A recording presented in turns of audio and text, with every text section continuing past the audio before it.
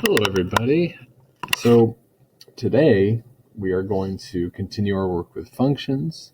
We're going to think about independent, dependent variables, which are kind of like the input and output. And we're also going to use function tables to help us write equations. So we're going to kind of put a few different things together that we've been working on so far this unit. But the first thing I want to think about is what are independent variables? Now, independent variables are ones that independent means kind of like you choose. So when you're talking about an independent variable, typically you're choosing the number that's going into the function. And usually that's going to be that's not usually, but always the input. So independent is the input. And the dependent variable would then be the output, which is usually, as we've been saying this unit, is usually the total. So I'm just going to write the word total there. So when you write an equation using an independent or dependent variable, the dependent variable, the output, the total, is going to go by itself. And we're going to see that pattern come up over and over again in the ones we use, in the functions we look at today, and the ones tomorrow and the next day as well. All right, let's check out the first situation. Let's see what it says. Marcus reads for 30 minutes each night. He wants to determine the total number of minutes he will read over the course of a month. He wrote the equation t equals 30d to represent the total amount of time that he has spent reading, where t represents the total number of minutes read and d represents the number of days he read during the month. Determine which variable is independent and which one is dependent, then create a table to show how many minutes he has read in the first 7 days. Now there's a few clues here to show which one's independent, dependent. The first clue is you can see here in the table, the independent variable is the input. That's going to be the number of days, which is d. So we're going to let d equal number of days. And dependent variable is the output, the total, and that's total amount of time. So I'm going to let t, I'm going to use a cursive t, equal total time. I'm just going to write total time. Okay, so those are our two variables. Now, it's asking us to create a table to show how many minutes he has read in the first 7 days. So the first 7 days would be day 1, 2, 3, 4, 5, 6, 7. And it says he reads 30 minutes each night. So after 1 day, we'd read 30 minutes. 2 days, 60. 3 days, 90. This is the total amount of time. 4 days, 120. 5 days, 150. 6 days, 180. 7 days, 210. Then it does ask us to write an equation. Now they do already give us the equation up top, but let's just kind of walk through how would we write this even if we didn't have it. So the dependent variable is the total, and the total is going to go by itself, t. Now, to get from the number of days to the total amount of time, you'd have to multiply by 30.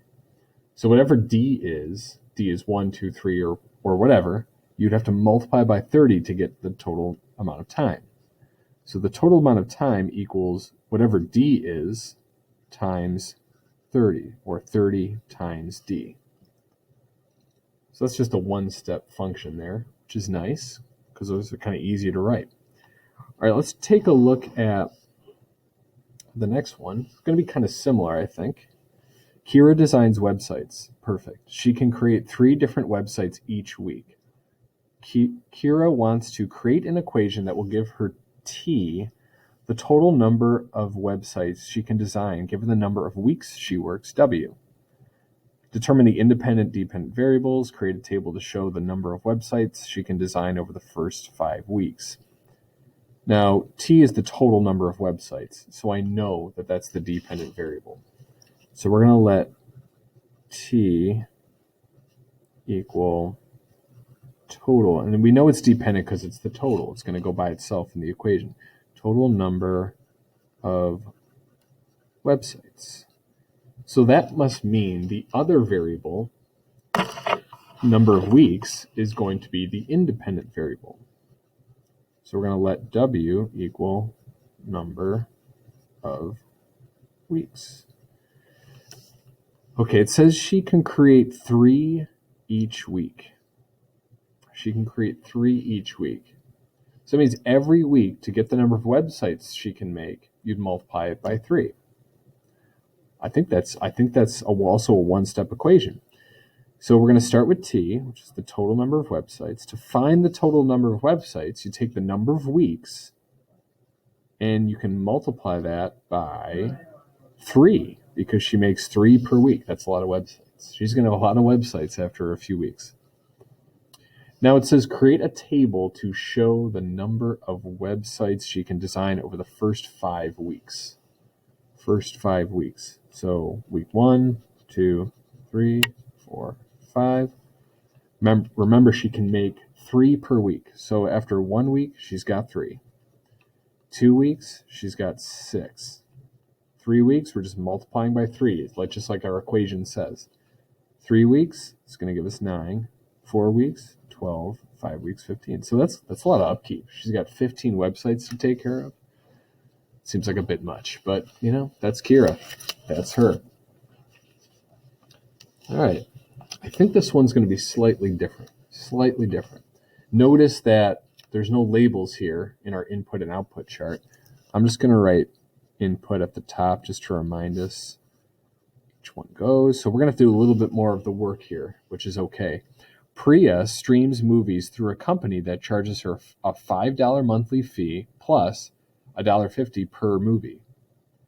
Determine the independent and dependent variables and write an equation to model the situation and create a table to show the total cost per month, given that she might stream between 4 and 10 movies in a month. Now, I see this total cost here. That's probably whatever variable we choose, that's probably going to be the dependent variable. So I'm going to because that's the total, I'm going to let T, that's what we're trying to find, kind of equal total cost. So what's the thing she's choosing? What's the independent variable? Well, it looks like she's got to pay a $5 monthly fee plus $1.50 per movie. Now, we don't know how many movies she's picking per month. That seems like it would be the independent variable. That's the thing that she's choosing, is how many movies she watches. So we're going to let, M equal number of movies. All right, let's think about the equation here. Just going to try to put that in there. Okay. So T, of course, is going to go by itself. That's what we're trying to find. That's the total cost. Now, to find the total cost, it's a $5 monthly fee plus $1.50 per movie. Now, which is the one she pays once? The monthly fee, she only pays the one time. The $1.50 she pays for every movie she watches or streams. So I'm going to focus on that first. She pays $1.50 per movie. So to find that, it would be $1.50 times M. That's just the sort of the movie streaming fee, but she also pays $5 a month. So we have to add on to that a 5 by itself, because she doesn't pay that. She only pays that once per month. She doesn't have to pay that every time she streams a movie. That $5 is just a one-time fee per month. All right, so now we can make our chart here. Whoop. Okay. That's a nice little break. It's 7:58. Make your way to homeroom. You probably know what time it is right now then. Okay, here we go. Well, that was a nice little break. So the input is going to be our independent variable. So that's going to be number of movies. Number of movies. And that's going to be M. The output's going to be total cost. And that's going to be T. Okay.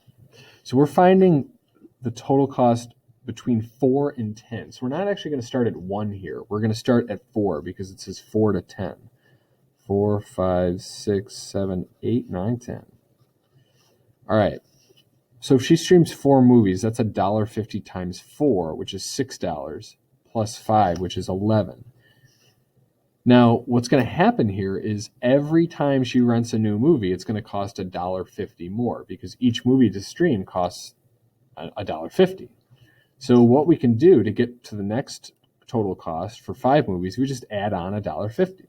So that would be $12.50. Add on $1.50 to get 6. That would be $14. Add on another $1.50 for 7. That's going to be $15.50. 8 movies would be another $1.50, which would be $17. Another $1.50 for 9, which is $18.50. And then 10 would be $20. So again, if it's $1.50 per movie, it's going to go up by $1.50 each time. All right, so that was kind of like a two-step function here where we have to multiply by $1.50 and then plus 5. So we might see a couple more examples like that. All right, Sarah is purchasing pencils to share. Each package has 12 pencils. Oh, they give us the equation. That's nice. I'm just going to jot it down. N equals 12 times P, where N is the number of pencils and P is the number of packages that can be used to determine the total number of pencils Sarah purchased. Determine which variable is dependent, which one's independent, then make a table showing the number of pencils purchased for 3 to 7 packages. Now, I'm thinking N, whatever N is going to be the dependent variable because that's kind of like the total. So I'm going to look up what N is here in the problem. N is the number of pencils. So dependent variable, we're going to let N equal number of pencils. And then P, which is what's being multiplied by 12, that's the independent variable. Let P, and I could tell the N was dependent, N's the output because N's by itself, it's the total. This is going to be number of packages. I'm just going to put packs, number of packs. All right, so we're going to set up our little table here. Independent variable input is going to go here. This is going to be the number of packs. That's going to be P. And then we have number of pencils. It's going to be N. Should have put that over there. Okay. Now, this person, Sarah, is buying 3 to 7 packages. So 3 to 7, that's what we're going to put in the input. 3 to 7 packages. 3, 4, 5, 6, 7. There's 12 pencils in a pack. So to get from the input to the output, we'd multiply by 12. 3 times 12, 36. 4 times 12, 48. 5 times 12, 60. 6 times 12, 72. And 7 times 12 would be 84, of course. So it just makes sense that there's more pencils than packages because there are 12 pencils in a package. All right, moving on. Here we go. Jazia sells 3 houses each month. Oh. To determine the number of houses she can sell in any given number of months, she uses the equation. I'm going to just write the equation down. T equals 3M. So I already know a couple things. One, I know that this is whatever T is the output. It's the dependent variable. And M is the input, the independent variable. So it says T is the total number of houses sold. So I'm going to write that down. Let T equal total houses sold. M, which is the independent variable, is the number of months. Let M equal number of months. So actually, the rest of the directions just say to name, just to kind of give the directions. And then it tells us to show how many houses she sells in less than 6 months. So we're going to set this up just like we have been setting up the other ones. We're going to put our independent variable here, number of months. That's going to be M. And we're going to put our dependent variable here. That's total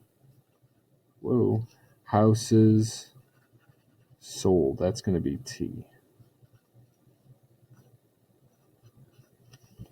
Now, less than 6, that means 5 or fewer. So you might think, oh, we can't go up to 6, but it says less than 6, so that would not include 6. That would just be 1 through 5. All right, so she sells 3 houses a month. So after 1 month, she'll sell 3. 2 months, she'll sell 6. 3 months, 9. 4 months, 12. 5 months, 15. Ta-da! All right. That one is kind of straightforward. So let's just do a couple more here. All right. Each package of hot dog buns, we're on the next page, page 40. Each package of hot dog buns contains 8 buns. Let P be the number of packages and B be the total number of buns. All right. I think even with just that, even with just this part of the instructions, we can already do most of this. Okay. This is just kind of giving us directions. It says 3 to 8 packages. So I'm going to start with the total. B is the total number of buns. That's going to be our dependent variable. Let B equal total. Whoops, forgot the word total. Total number of buns. Let P equal number of packages. So this looks like it's going to be another one-step equation because it just says each package of hot dog buns contains 8 buns.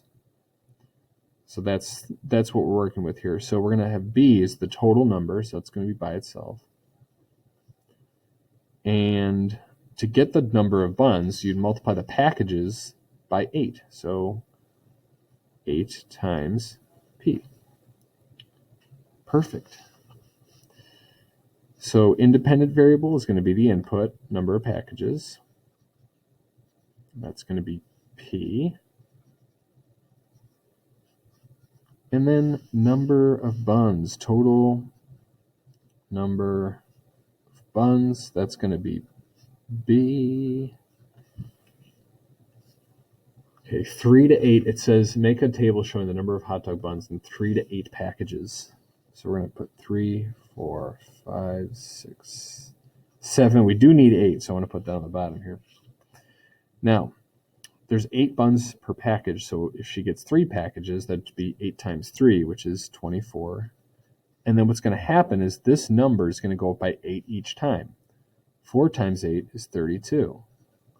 5 times 8 is 40. 6 times 8 is 48. 7 times 8, 56. 8 times 8, 64. There it is. Okay. Let's try this one. It says Charlotte reads 4 books each week. Let B the number of books she reads each week, and let W be the number of weeks that she reads. So I don't see the word total in here, so we might have to think a little carefully about which one's the total, which one's the independent. Determine which variable is dependent and which is independent, then write an equation to model the situation. Make a table that shows the number of books she read in under 6 weeks. Okay. B is the number of books she reads each week. W is the number of weeks she reads. So I believe it make more sense to me if we're finding the total number of books she reads rather than the total number of weeks she has read. So I'm going to say that we're going to let B equal total. I'm going to pause it here. I'm going to pause it. And now please stand for the pause. All right, you're getting all these great bonus morning sounds. That's awesome. All right, so let B equal total number of books. And then we'll let W equal number of weeks. So hopefully, by the time we get to this one, hopefully you're seeing the pattern here of how to set one of these up, how to find the independent dependent. Now we'll write the equation. Total is B, of course. She reads 4 books each week. So to find the total number of books, you take the number of weeks and multiply it by 4. Now we can set the chart up. Independent's going to be the input. That's the number of weeks. That's W.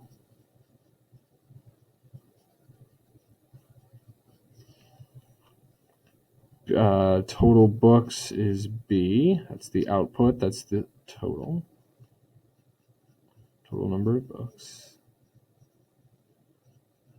Now it says under 6 weeks. So that means weeks 1, 2, 3, 4, 5. Under 6 does not include 6. And so we're going to multiply number of weeks by 4 because that's how many books she can read per week. 4 times 1 is 4. 4 times 2 is 8.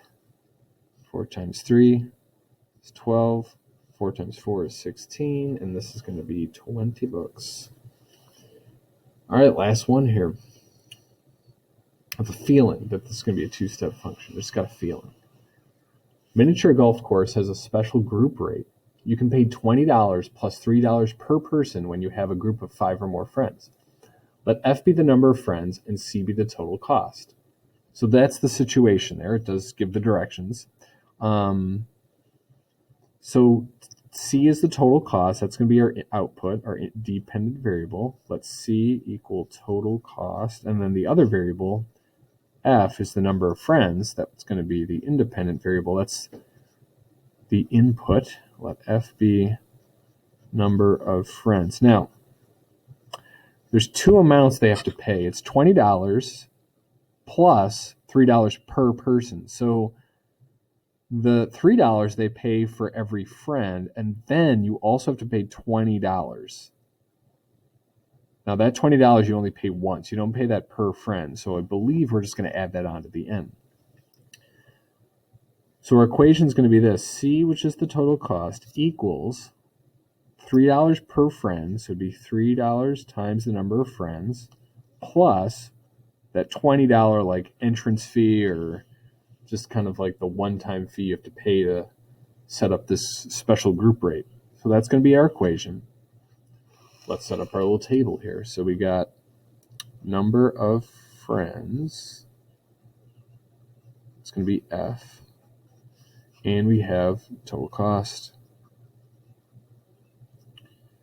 C. All right, so make a table to show the cost of 5 to 10 friends. So it makes sense for starting at 5 because you can only do this special group deal with 5 or more friends. So it wouldn't make sense for anything less than that. 5, 6, 7, 8, 9. We'll have to add 10 to the bottom. Okay, so for 5 friends, it's $3 per friend. So 5 times 3, which is 15, plus that $20. So that's going to be 35. So 15 plus 20 is 35. For 6 friends, it'd be 3 times 6 is 18, plus the $20, which would be 38. So notice this is going to go up by 3. The total cost is going to go up by 3 because each friend is an additional $3. So 7 friends plus 3 would be 41. 8 friends plus 3 would be 44. 9 friends plus 3 would be 47. And add another friend, a 10th friend, and that's going to be $50 in total. All right. So today we're working with independent, dependent variables, inputs, outputs, tables, and equations. And I hope you enjoyed it. If you have any questions, let me know. If not, I'll see you soon. Bye-bye.